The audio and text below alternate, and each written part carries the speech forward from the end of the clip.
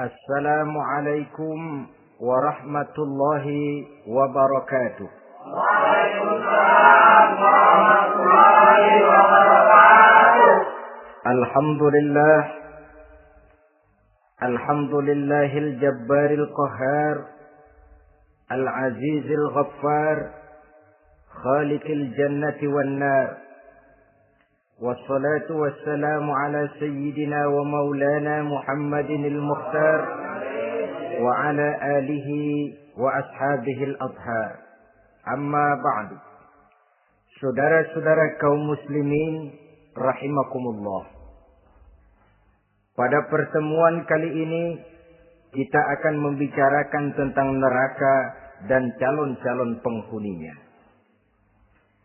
Sesungguhnya kalau kita bicara tentang neraka, artinya kita bicara tentang akhirat.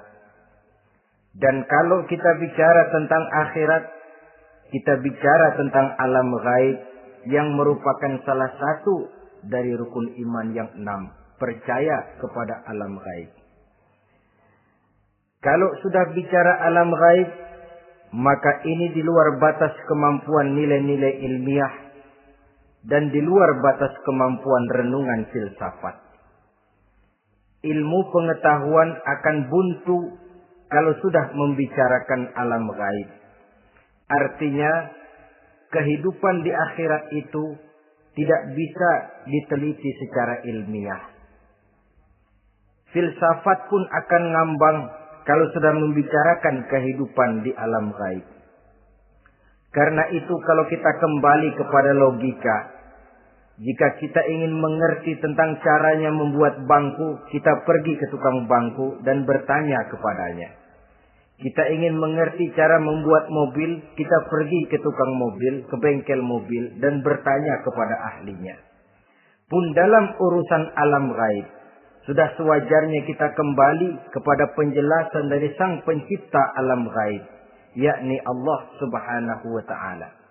Dan melalui kitabullah Al-Quranul Karim, Allah telah menjelaskan masalah-masalah gaib berupa kehidupan di surga dan neraka itu secara jelas dan pasti.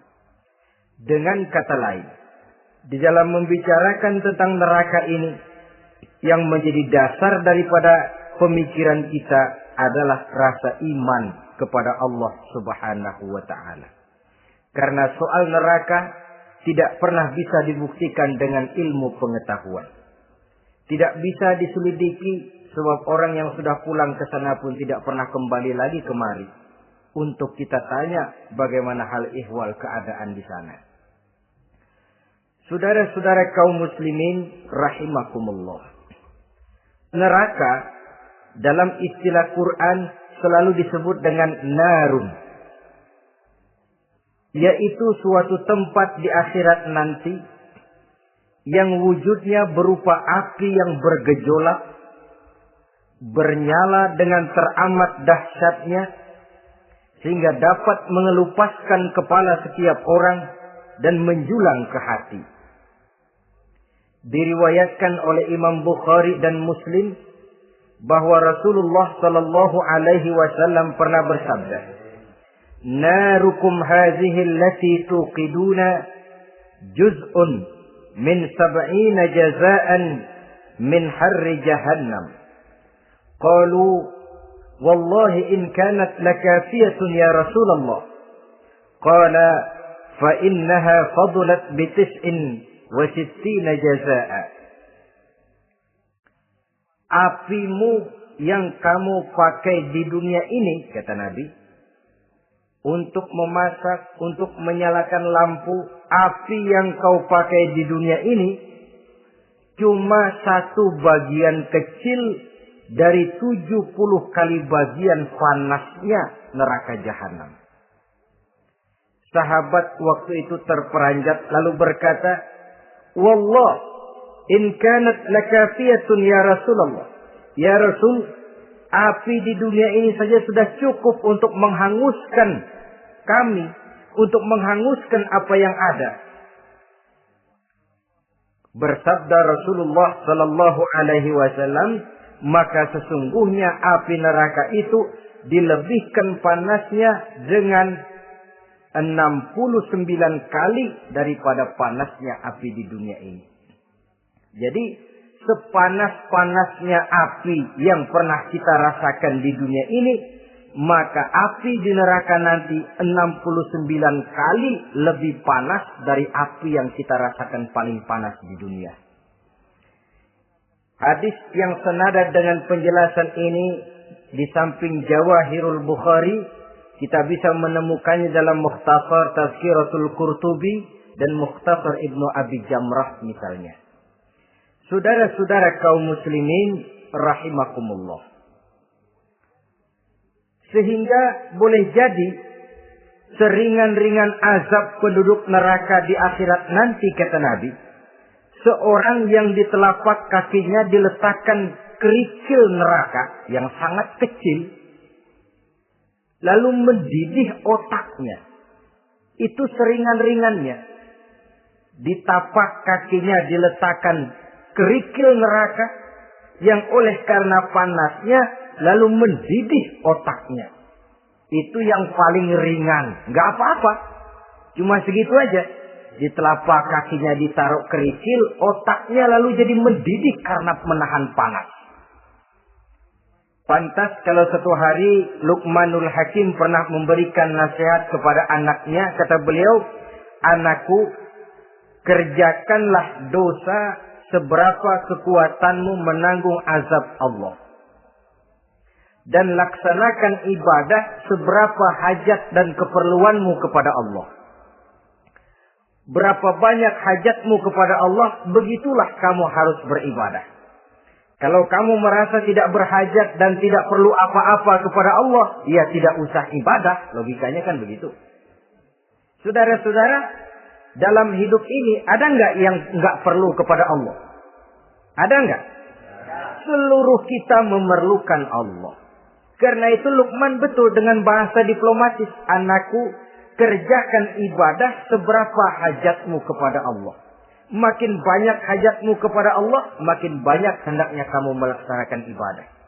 Tapi kalau kamu sudah merasa bisa hidup tanpa Allah, persilahkan kamu tidak usah ibadah.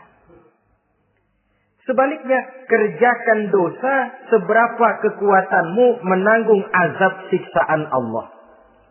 Kalau merasa sudah belajar ilmu kebal, kira-kira di neraka nanti nggak apa-apa, persilahkan kerjakan dosa sebanyak-banyaknya. Tapi kalau masih berpikir, gua mah jangan dibakar di neraka, nginjek puntung rokok, gua lompat. Kalau masih berpikir ke situ, ya hati-hati, saudara-saudara. Nah, sebagaimana surga, neraka pun ada pintu-pintunya. Dan yang melalui pintu-pintu itu sesuai dengan dosa yang dia kerjakan pada waktu kehidupannya di dunia ini. Jadi setelah manusia diadili, mereka kumpul di padang mahsyar beramai-ramai. Yang mendapat kitab di tangan kanan, yang selamat dari proses pengadilan, yang sudah nyata lebih banyak kebaikannya daripada kesalahannya, wajah mereka berseri-seri. Tapi yang rapotnya merah, yang timbangannya lebih banyak kejahatannya, mereka mukanya udah pada gulem. Di tengah itulah kedengaran pernyataan dari Allah Subhanahu wa taala. Salamun qaulan min Rabbir Rahim. Ada ucapan selamat dari Allah, Tuhan yang Maha Pengasih dan Maha Penyayang. Salamun alaikum. Selamatlah kamu, wahai orang-orang yang kelak akan sampai ke surga. Yang lulus di pengadilan dapat ucapan selamat dari Allah. Tapi pada saat itu juga Allah mengatakan, wamtazul yawma ayyuhal mujrimun. Pada hari ini, semua orang-orang yang kurang ajar, supaya minggir. Wamtazul yawma ayyuhal mujrimun. Orang-orang yang durjana, kelompok durhaka, para pembuat dosa, misah hari ini, minggir semuanya. Kamu akan digiring ke dalam neraka. Saudara-saudara kaum muslimin rahimakumullah. baik mereka yang akan menuju surga, baik mereka yang akan masuk ke dalam neraka, sama melintasi satu jembatan yang melintang di atas neraka. Dalam surah Maryam ayat 71 dan 72. Walaupun jembatan itu tidak digambarkan secara jelas, tapi kita temukan penjelasan Allah sebagai berikut.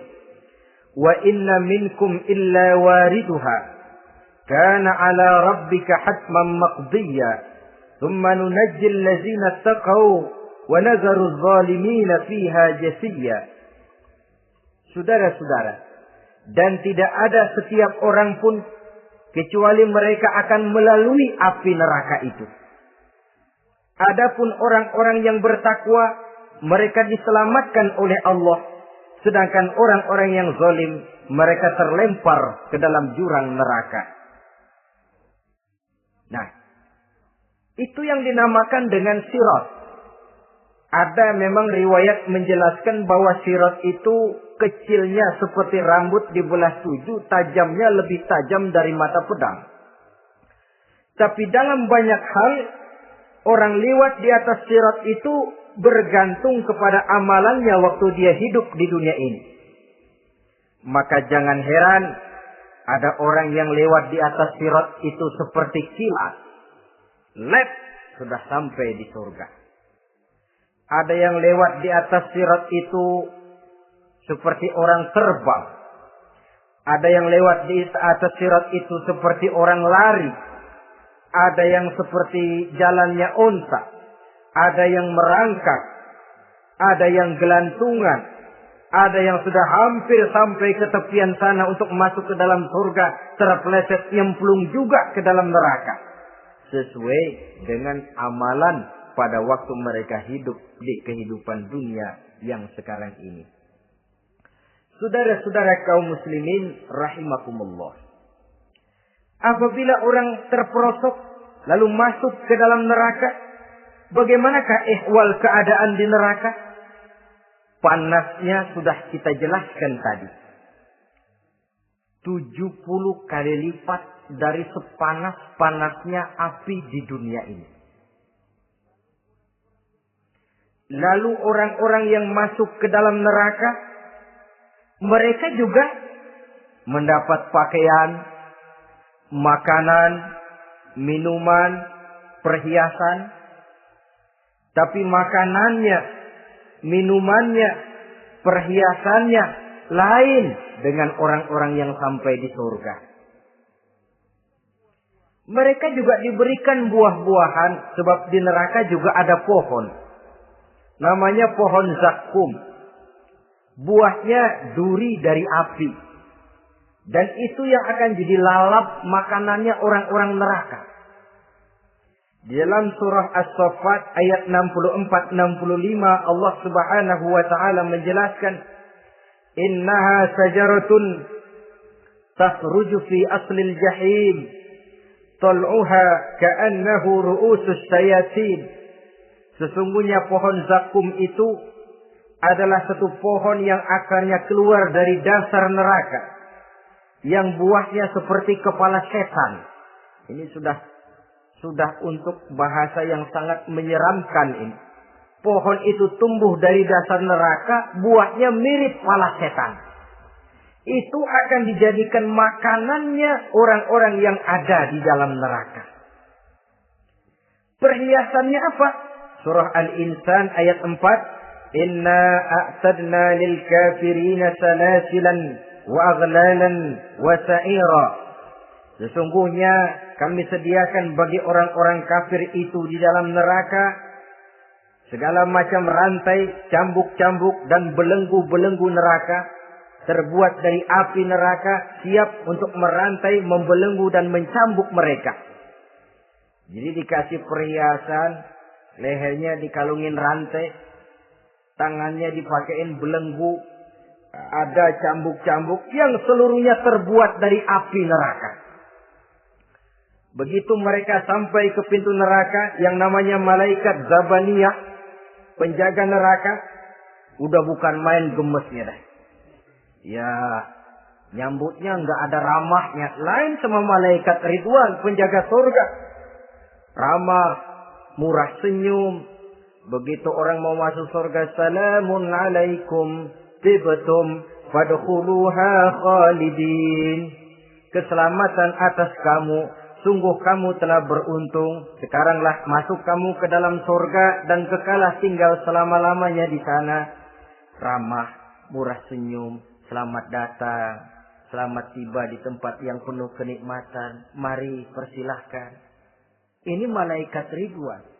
Malaikat Malik, malaikat Zabaniyah lain lagi. Dia nungguin pabrik. Sadis menerima. Matanya melotot. Ini dia. Manusia-manusia kurang ajar. Yang waktu di dunia sudah datang para rasul. Sudah turun agama. Sudah datang Al-Quran tapi belagak pilon. Ini loh. Nih rantai. Belenggu. Lalu dirangkeng. Dimasukkan ke dalam neraka. Na'udzubillah summa na'udzubillah. Saudara-saudara, lalu terpikir oleh kita, kalau begitu panasnya api neraka, sekali lempar orang terus mati dong. Ya enak kalau boleh begitu sih. Begitu dilempar ke neraka terus mati, enak. Ternyata tidak.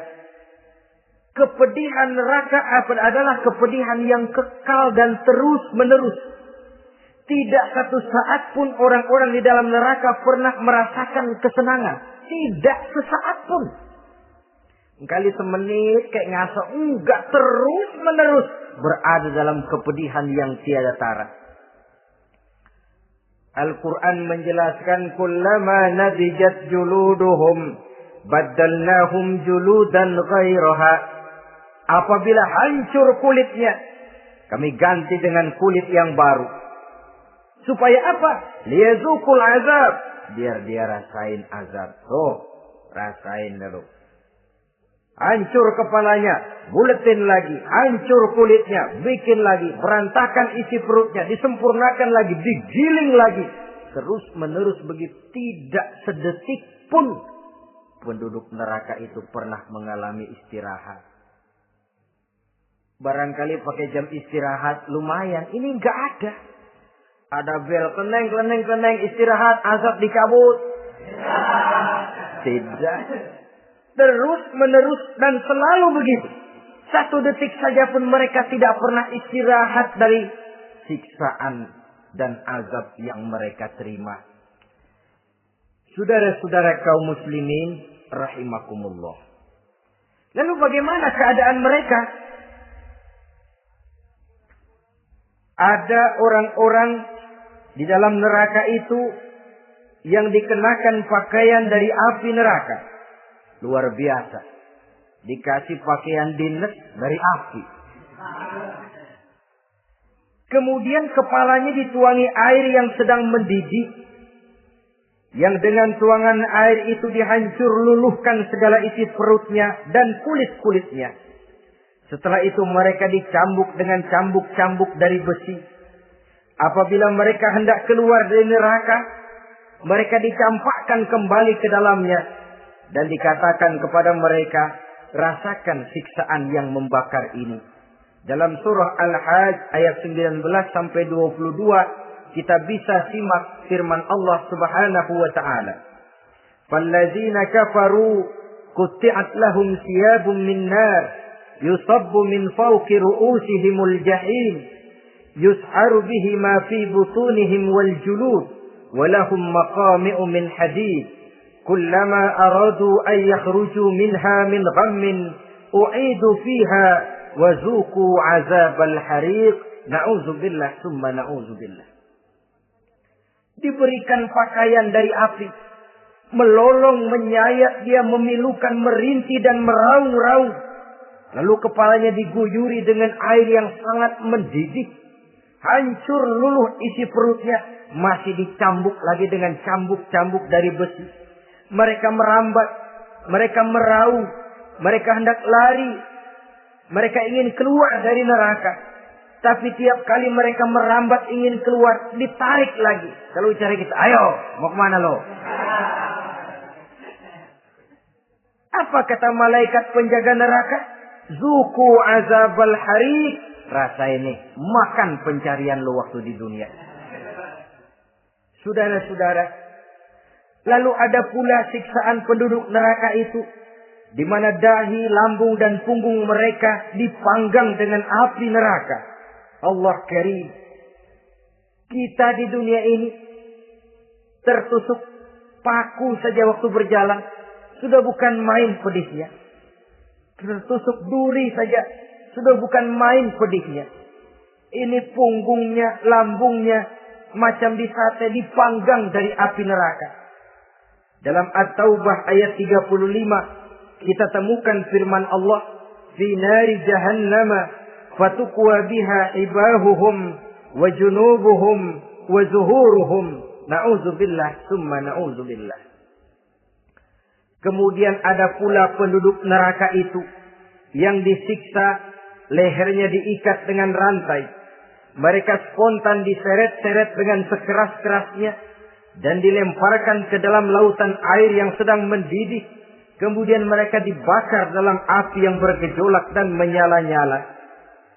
Pada surah Al-Mu'min ayat 71 dan 72, Allah Subhanahu wa taala menjelaskan, "Izil aghlalu fi a'nakihim wassalasil yushabuna fil hamim thumma fin nari yusjarun."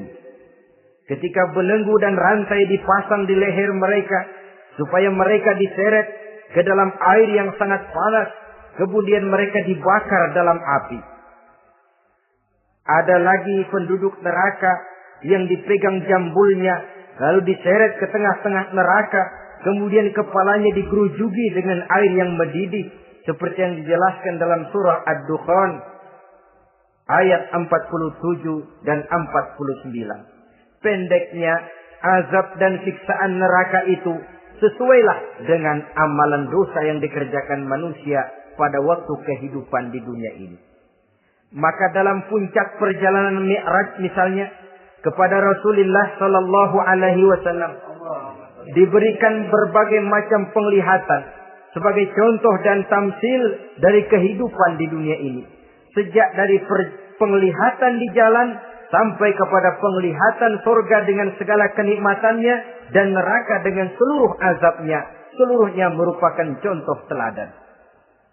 Misalnya dalam perjalanan ketika hendak Mi'raj itu, sebelum berangkat Rasul disodorkan 2 minuman.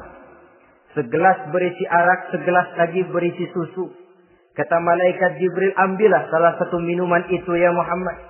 Lalu Rasul dengan tidak ragu-ragu, mantap betul beliau mengambil gelas yang berisi susu. Lalu beliau minum. Setelah beliau minum itu, malaikat Jibril berkata, "Shaddaqta ya Muhammad." Engkau telah benar Muhammad. Laqad asabtal haqq. Pilihanmu tepat. Kenapa ya Jibril? Untung susu yang kamu minum Muhammad. Kalau arak yang kamu ambil, pasti umatmu bakal jadi umat yang teler semua. Ini pun satu contoh buat kita semua, bahwa dalam kehidupan kita selalu berhadapan dengan susu dan arak, berhadapan dengan hak dan batil, berhadapan dengan benar dan salah. Maka hati-hati kita jangan sampai salah pilih karenanya. Lalu yang ada kaitannya dengan persoalan kita, penglihatan yang diberikan Allah kepada beliau di neraka. Beliau melihat sekelompok orang dilontari kepalanya dengan batu dari api neraka. Tiap kali dilontari kepala itu hancur berkeping-keping, berantakan otaknya. Lalu dibulatkan kembali. Setelah kepala itu bulat kembali, disambitin lagi. Menjerit, meraung, merintih kesakitan, hancur kepalanya, berantakan otaknya. Lalu dibulatkan lagi, terus menerus begitu, tidak pernah berhenti. Sampai Rasul bertanya, "Ya Jibril, ini orang kenapa kepalanya dilontari dengan api neraka sampai hancur lalu dibulatkan kembali?" Kata malaikat Jibril, "Ya Muhammad, itulah contoh daripada umatmu yang berat untuk sujud kepada Allah Tuhannya. Itulah contoh dari umatmu yang waktu hidup di dunianya tidak pernah mendirikan sholat sama sekali. Sombong yang paling sombong adalah sombong kepada Allah. Artinya tidak mau sujud kepada Sang Maha Penciptanya. Jadi barangkali saudara punya cita-cita atau keinginan, saya mau yang ini saja. Persilahkan, gak usah sembahyang. Lalu ada lagi sekelompok kaum. Perutnya besar, sebesar rumah. Dililit dengan kala dan ular dari api neraka. Diseret-seret dia di jurang neraka. Dipatoki ular, hancur perutnya. Dibulatkan lagi perut itu. Diseret kembali, hancur lagi. Dibulatkan lagi. Terus menerus seperti itu. Kata Nabi Jibril, ini apa lagi? Kata malaikat Jibril, wahai Muhammad, inilah contoh daripada umatmu yang waktu di dunia suka makan riba alias renten dan suka makan harta anak yatim. Suka ngobyekin anak yatim. Sok jadi pengasuh anak yatim. Anak yatimnya lapar, pengasuhnya yang pada kenyang. Saudara hadirin yang saya muliakan. Orang yang makan riba alias renten. Orang yang makan harta anak yatim. Begitu gambaran yang diperlihatkan kepada baginda Rasulullah Sallallahu Alaihi Wasallam. Sebagian lagi ada penduduk neraka. Yang kukunya terbuat dari tembaga dari api neraka. Panjang sangat kukunya itu. Lalu mencakar-cakar mukanya sendiri. Hancur mukanya berantakan dicakari oleh kukunya itu. Lalu dibulatkan lagi. Dicakar lagi. Hancur lagi. Dibulatkan lagi. Pengangguran benar ya orang. Muka sendiri dicakarin sendiri. Ya Jibril, ini tamsil apa Jibril? Ya Muhammad, itulah contoh dari umatmu yang pada waktu di dunianya enggak pernah rukun sama sesama saudaranya muslim. Suka nyari aib orang lain. Suka ngejelekin orang lain. Padahal orang lain itu saudaranya seakidah. Kan sama dengan nyakar muka sendiri namanya.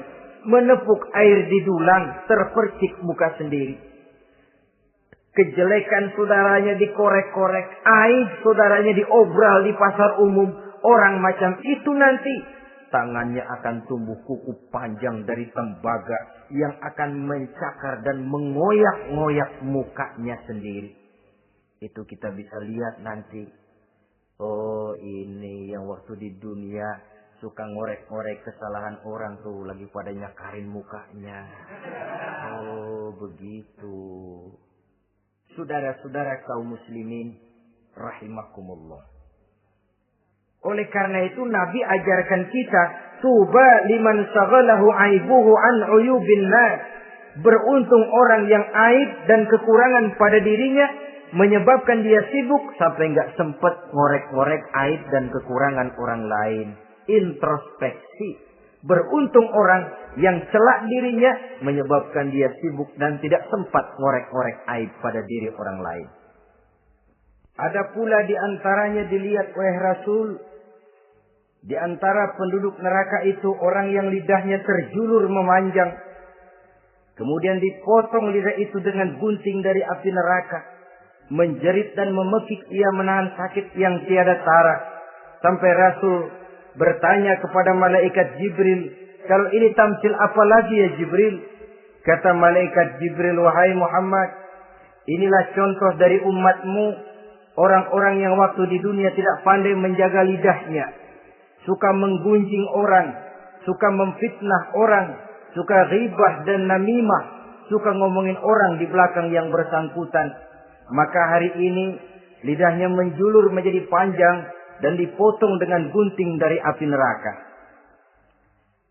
Lalu Rasul juga melihat sekelompok orang perempuan tergantung rambutnya dari gantungan api neraka.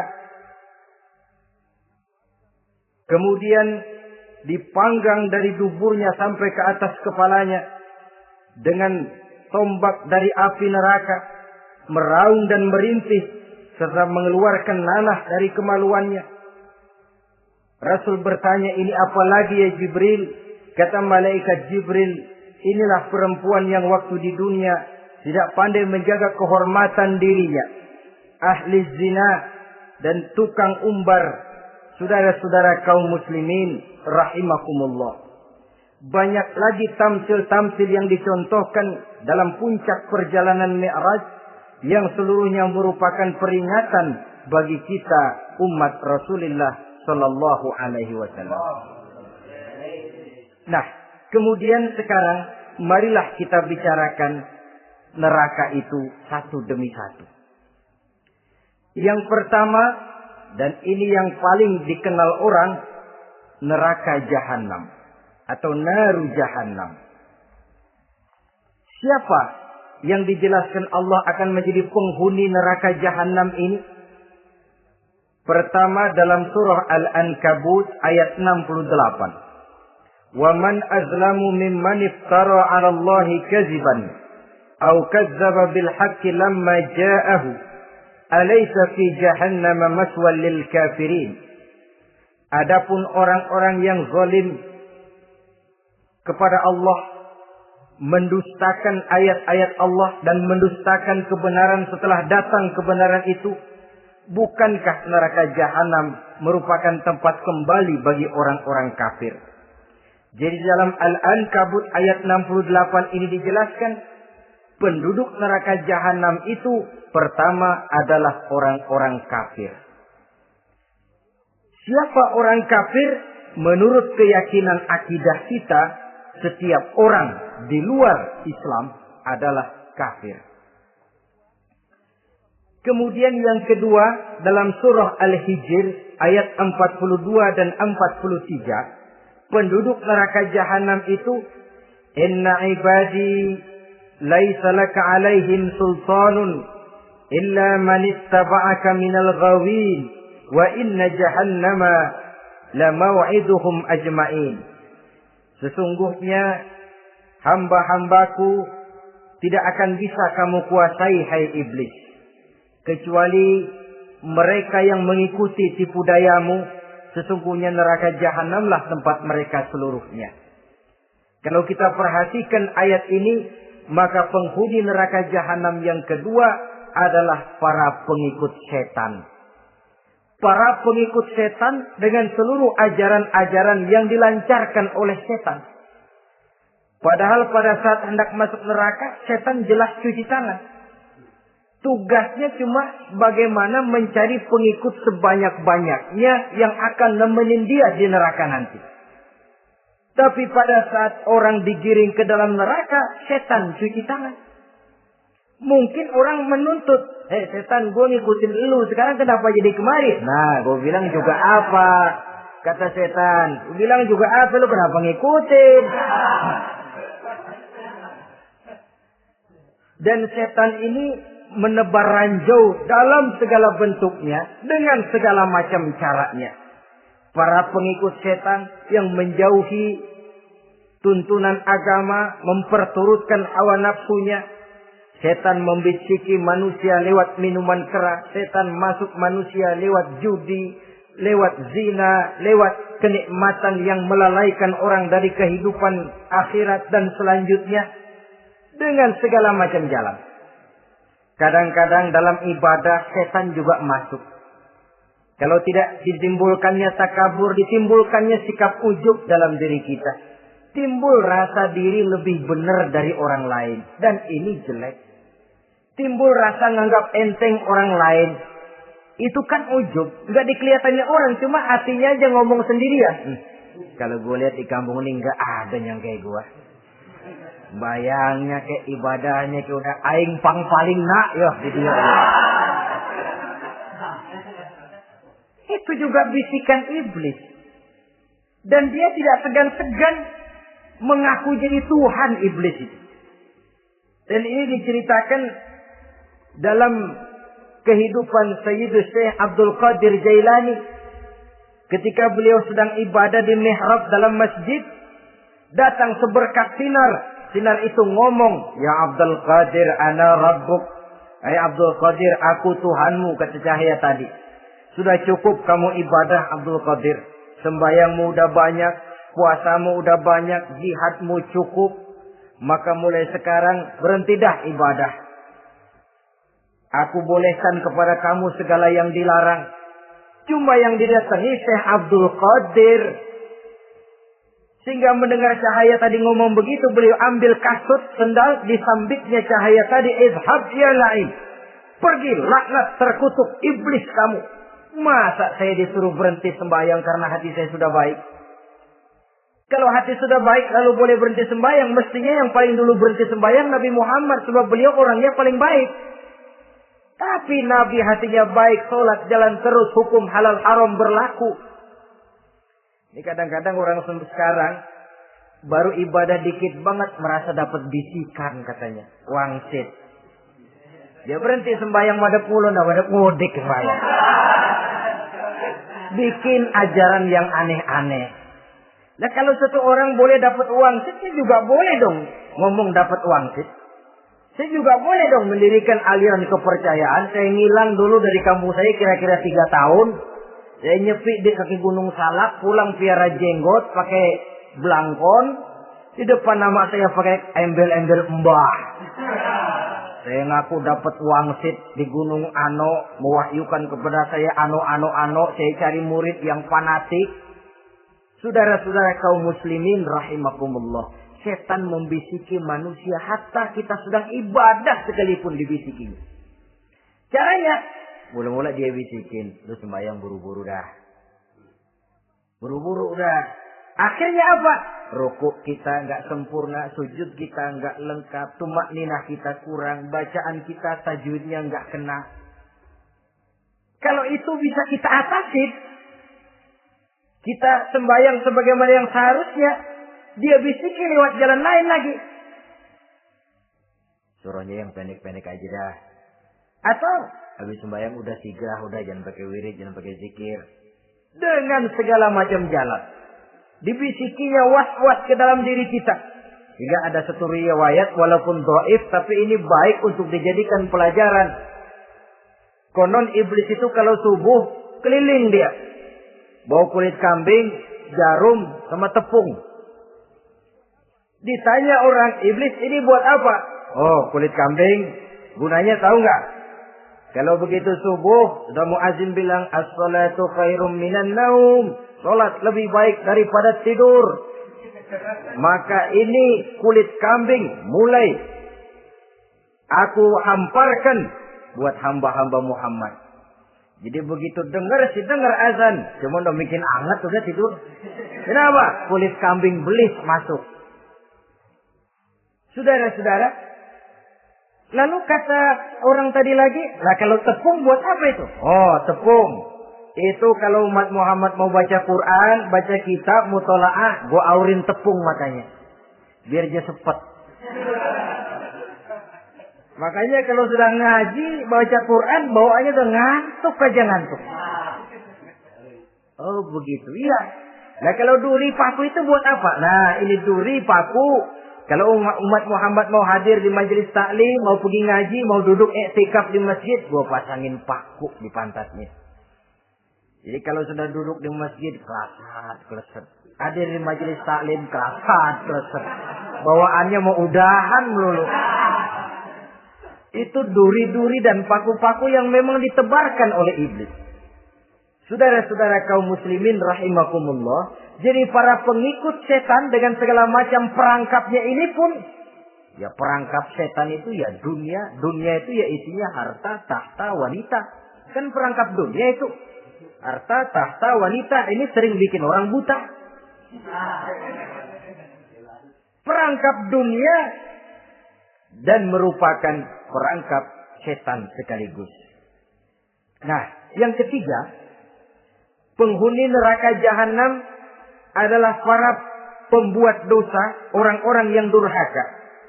Dalam Toha ayat 74 Allah menjelaskan, innahu may ya'ti rabbahu mujriman fa inna lahu jahannam. Sesungguhnya orang-orang yang datang menghadap Allah dengan berlumuran dosa, maka sesungguhnya bagi mereka adalah neraka jahanam. Dan yang keempat, penghuni neraka jahanam orang yang kufur nikmat. Tidak cuma kufur iman, tapi kufur nikmat bisa menyebabkan orang masuk neraka jahanam. belum pernah merasakan dalam hidupnya bahwa Allah memberikan nikmat kepadanya, bagaimanapun besar karunia dan nikmat itu. Dalam surah Ibrahim ayat 28-29 Allah menjelaskan, Alam tara ilal ladzina baddalu ni'matallahi kufran wa ahallu qaumahum darul bawar jahannama yaslaunaha wa bi'sal qarar. Tidaklah engkau perhatikan, tidaklah kau lihat orang-orang yang mengganti, menukar nikmat Tuhannya dengan kekufuran. Diberikan nikmat berupa Islam, digantinya dengan kekufuran. Dia tidak tahan kesengsaraan dunia lalu memilih kesengsaraan akhirat. Padahal kesengsaraan akhirat lebih abadi dari kesengsaraan dunia. Ada orang yang gak tahan miskin dunia, lalu menjatuhkan pilihan lebih memilih miskin akhirat. Ya Allah, keliru besar. Karena gak tahan hidup miskin di dunia, ada yang nawarin ngasih supermi 3 bungkus, iman helap. Ada yang ngasih beras, pindah agama. Ada yang bawain pakaian bekas, tukar akidah, pindah iman. Innalillah. Ditukar kemiskinan dunia dengan kemiskinan akhirat. Padahal kemiskinan dunia berapa tahun? Setahun umur manusia. Sepanjang-panjang umur orang sekarang kan. 100 tahun udah jarang umur orang sekarang. 70 aja udah cakep tuh. Sebenarnya kalau 70 tuh ada jatah lebih tuh 7 tahun. Toh kalau ikut Nabi 63 tahun kan. Nabi wafat. Kalau kita sudah umur 70 tuh ada jatah ekstra 7 tahun. Oh ya, dimanfaatkan baik-baik mestinya. Taruhlah kemiskinan dunia, bagaimanapun melaratnya dunia, bagaimanapun sengsaranya dunia, cuma sebatas umur kita. Tapi kalau nikmat Islam ini harus kita tukar dengan yang lain. Baddalu ni'matallahi kufran. Menukar, mengganti nikmat yang diberikan Allah dengan kekufuran. Artinya kita menukar kemiskinan sementara dan kita memilih kesengsaraan dan kemiskinan abadi. Di akhirat kita miskin, di neraka kita miskin, miskin abadi. Di neraka kita sengsara, sengsara abadi. Saudara-saudara kaum muslimin rahimakumullah. Itu neraka jahanam. Yang kedua dinamakan neraka jahim. Siapa mereka ini para penghuninya? Siapa mereka ini para penghuninya? Pertama dalam surah At-Takatsur, yaitu orang-orang yang bermegah-megah dengan dunia, menumpuk-numpuk harta, lalu lupa dengan kesibukan harta itu, lupa kepada kehidupan yang akhirat nanti. Alhaakumut takatsur hatta zurtumul maqabir kalla sawfa ta'lamun thumma kalla sawfa ta'lamun kalla law ta'lamuna ilmal yaqin la tarawunnal jahim. Kamu telah lalai akibat apa? At-takatsur. Ini penyakit pertama yang menyebabkan orang sampai ke neraka jahil. Penyakit takatsur. Dan itu penyakit zaman sekarang. Berlomba-lomba dengan kemegahan materi. Berlomba-lomba dengan kemegahan dunia. Padahal kalau urusan itu kita berlomba, tidak akan pernah sampai finish. Percayalah itu. Tidak akan pernah finish. Sebab kemegahan dunia siklus, lingkaran setan. Kita anggap kalau punya duit 1 juta tenang. Punya 1 juta berubah pikiran. Lain lagi. Kita anggap kalau punya mobil enak. Sudah punya mobil, lain lagi problemnya. Kita anggap kalau rumah sudah gedung, enak hidup. Punya rumah gedung, lain lagi problemnya. Makanya pesan Nabi kalau ingin hidup tenang, urusan dunia lihat ke bawah, urusan akhirat lihat ke atas. Sering dicontohkan kalau punya mobil, bilang Alhamdulillah kita punya mobil, tangga kita cuma punya motor. Kata yang punya motor, syukur banget kita punya motor, tangga kita punya sepeda doang. Kemana-mana kekejek mulu. Dayung. Kata yang punya sepeda, Alhamdulillah kita punya sepeda, tetangga kita cuma jalan kaki, kemana-mana ngetuk mulu. Kata yang jalan kaki, Alhamdulillah masih bisa jalan, tangga kita sebelah lumpuh bertahun-tahun gak kemana-mana. Kata yang lumpuh, Alhamdulillah masih hidup, tangga kita kemarin mati gak balik lagi. Itu dalam urusan dunia. Sehingga sifat takasur ini hilang. Tapi urusan akhirat, lihat ke atas. Kalau dia begitu sibuknya bisa jaga sholat, kenapa saya tidak? Kalau dia hidupnya sederhana, rajin sedekah, kenapa saya yang lebih kok enggak sanggup? Kalau dia bisa baca Quran, kenapa saya enggak? Lalu timbul gairah ingin mencontoh. Mencontoh orang dalam urusan ibadah menimbulkan ketenangan jiwa. Dan itu ada garis finisnya. Tapi kalau yang lumpuh lihat yang bisa jalan, lihat yang naik sepeda, yang sepeda naik punya lihat motor, sudah punya motor lihat mobil, lihat pesawat terbang, lihat kereta api. Kapanlah awaknya mau bersyukur? Yang ada kurang saja padahal nikmat itu tidak pernah berhenti. Bukan dilarang orang kaya. Tetapi perlombaan memperkaya diri itu yang dilarang. Karena kalau sudah perlombaan namanya jor-joran sifatnya. Prinsipnya tujuan menghalalkan cara ini yang dijaga oleh agama. Saudara-saudara, selain penyakit takasur yang menyebabkan orang sampai ke neraka jahim, juga perbuatan durjana. Dalam Al-Infitor ayat 13-14, innal abrara lafi na'im wa innal fujjara lafi jahim. Orang-orang yang berbakti, berbuat kebajikan, mereka akan mendapatkan neraka surga naim. Tetapi orang-orang yang fujar, durjana, kurang ajar, durhaka, lafi jahim, mereka akan mendapatkan neraka jahim. Lalu siapa lagi penghuni jahim itu? Orang-orang yang menentang dan menantang ayat-ayat Allah. Wallazina sa'au fi ayatina mu'ajizin ulaika ashabul jahim. Dan orang-orang yang berusaha menantang ayat-ayat Allah sehingga melemahkan orang-orang yang mau mengikuti rasul-rasul Allah. Menantang ayat Allah dan membuat lemah orang yang mengikuti rasul. Melemahkan semangat orang yang mau mengikuti khitah dan perjalanan Rasul. Kamu bangun masjid, iya. Berat, jangan. Jangan aja kapok. Majelis taklim, pahit. Ngaji, berat, melemahkan ini. Sudah dia rusak, merusak lagi. Kalau rusak kan cuma sendirian. Ini tidak, sudah rusak, merusak. Mu'ajizin, melemahkan orang-orang yang mau mengikuti ayat-ayat Allah. Dan itu tidak jarang zaman sekarang ini. Orang yang melemahkan semangat kita dalam berjuang menegakkan kebenaran. Kita yakin Islam agama yang benar, kita yakin Islam agama yang sempurna. Ada saja orang yang melemahkan semangat kita. Yang berteori bahwa ada ayat-ayat Quran yang tidak relevan lagi dengan situasi dan kondisi. Yang berteori bahwa Nabi Muhammad cuma sebagai manusia biasa yang tidak terlepas kemungkinan dari salah. Pendeknya melemahkan nilai-nilai semangat kita untuk memperjuangkan Islam ini. Ini pun termasuk mu'ajizin.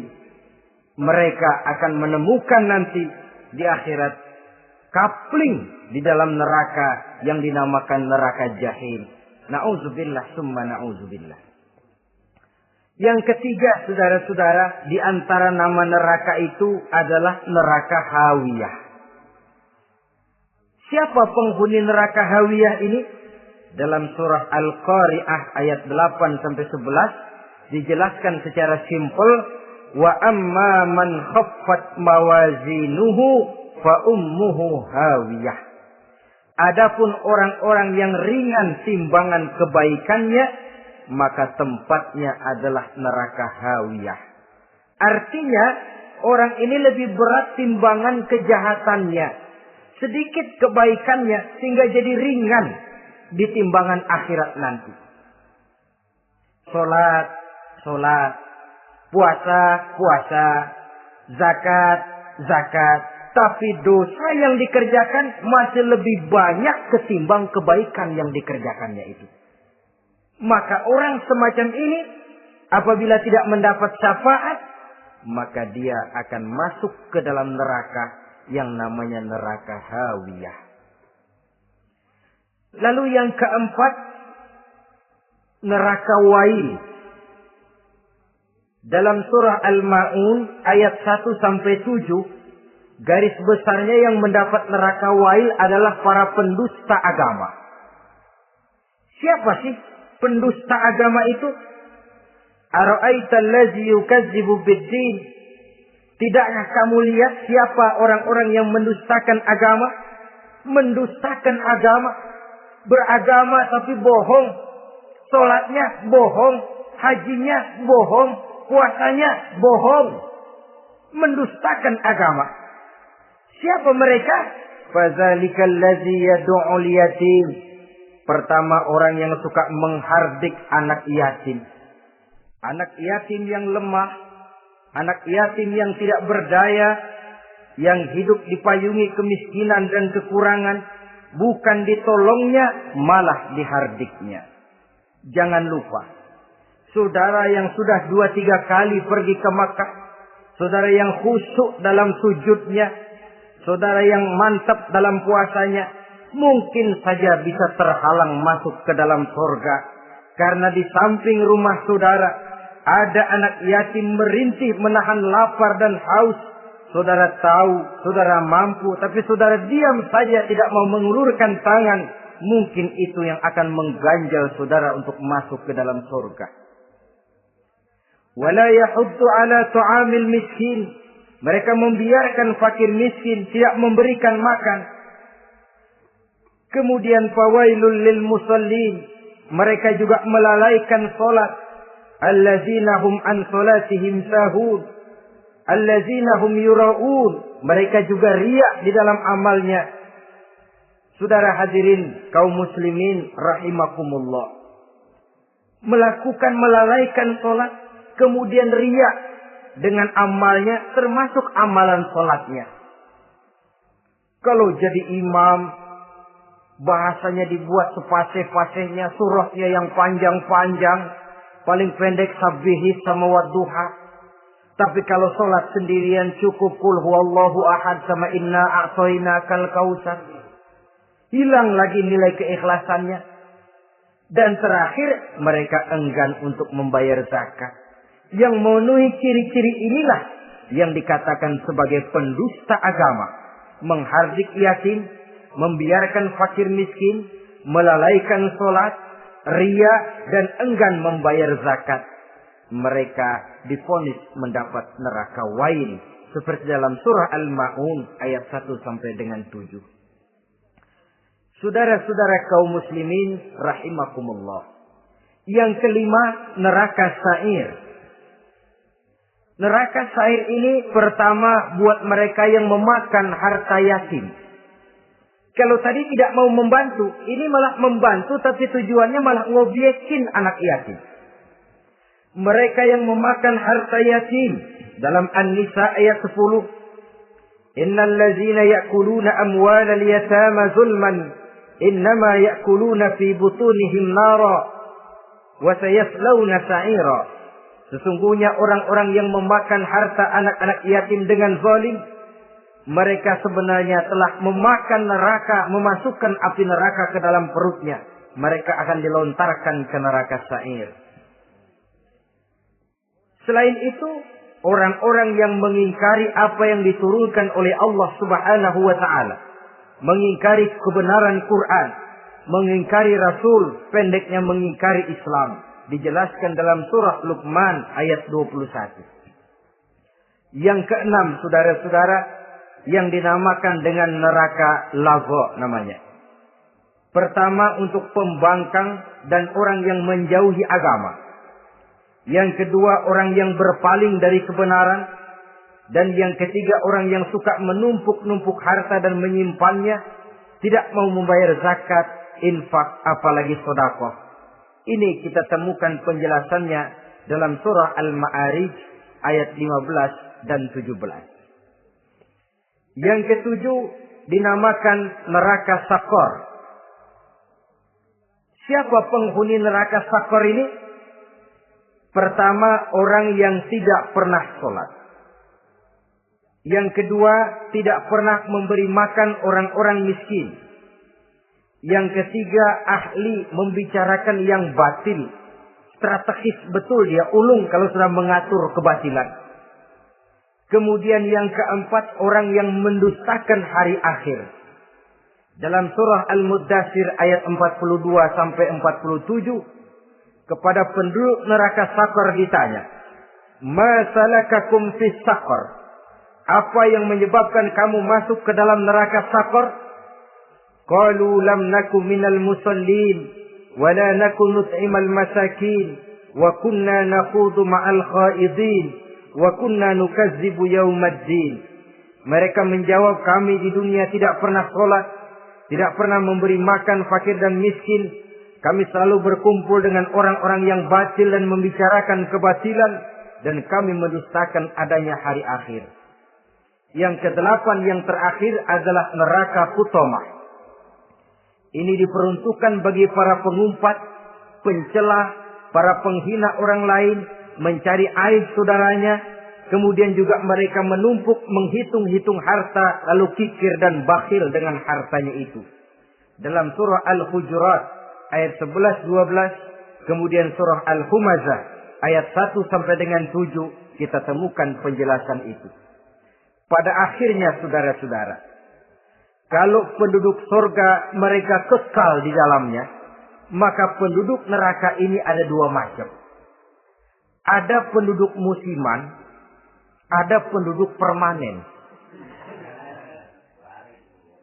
Kalau yang namanya penduduk permanen itu sudah punya paspor KTP. Memang penduduk permanen itu mereka yang kekal selama-lamanya di dalam neraka. Mereka lah orang-orang musyrik dan orang-orang kafir, termasuk orang-orang munafik. Bahkan lebih dahsyat lagi yang namanya munafik. Kata Allah, innal munafiqin fid darkil asfal minan nar. Orang munafik itu berada di dasar jurang neraka yang paling bawah, keraknya neraka. Saudara-saudara, adapun penduduk yang semi permanen, ia masuk neraka buat sementara saja, sekedar dengan dosa-dosa yang dikerjakannya. Mereka adalah orang-orang mukmin yang asli, orang-orang Islam yang waktu di dunianya berbuat dosa. Mereka masuk ke dalam neraka, menerima azab sesuai dengan dosa yang dikerjakannya. Setelah itu mereka akan diangkat dari surga untuk ditempatkan di dalam. Mereka akan diangkat dari neraka untuk ditempatkan di dalam surganya Allah Subhanahu wa ta'ala. Seperti banyak dijelaskan dalam hadis-hadis sahih yang diriwayatkan oleh Imam Bukhari dan Muslim. Nah, inilah sekelumit tentang neraka dan calon-calon penghuninya. Mudah-mudahan Allah jauhkan kita. Allah jauhkan anak cucu kita. Allah jauhkan seluruh keluarga kita dari neraka dan dari azab neraka. Terima kasih dan mohon maaf. Wassalamualaikum warahmatullahi wabarakatuh. Waalaikumsalam warahmatullahi wabarakatuh.